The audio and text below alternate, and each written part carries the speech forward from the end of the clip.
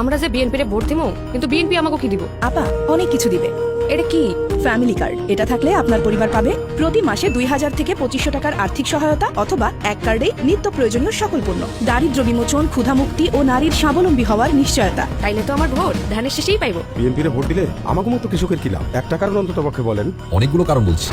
এটা থাকলে আপনি পাবেন সহজ শর্তে কৃষি ঋণ ও কৃষি বীমা, সরকারি ভর্তুকি ও প্রণোদনা, ন্যায্য মূল্যে কৃষি উপকরণ ও যন্ত্রপাতি, মোবাইলেই বাজার দর, ফসলের চিকিৎসা তথ্য ও আবহাওয়া খবর, ন্যায্য মূল্যে কৃষি পণ্য বিক্রয়ের সুবিধা, কৃষি প্রশিক্ষণ। তাহলে এবারের ভোটটা আমি ধানের শেষে দিব।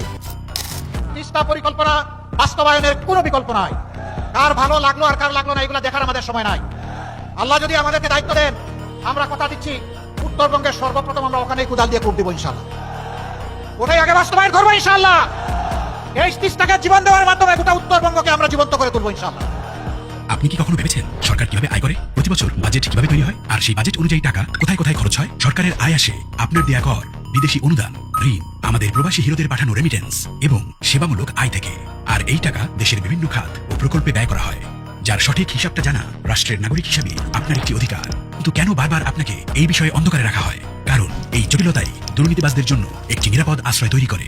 সেই সমস্যার সমাধান হবে আমার টাকা আমার হিসাব নামের একটি অসাধারণ ডিজিটাল উদ্যোগের মাধ্যমে। এই প্ল্যাটফর্ম ব্যবহার করে আপনি সরকারের বার্ষিক আয় ব্যয়ের পুরো হিসাব দেখতে পারবেন, জানতে পারবেন সরকার কত টাকা কর পেয়েছে, বিদেশ থেকে কত অনুদান এসেছে, কত ঋণ এসেছে, কত টাকা এসেছে সেবামূলক আয় থেকে, এবং মোট কত টাকা রেমিটেন্স দেশের অর্থনীতিতে যোগ হয়েছে।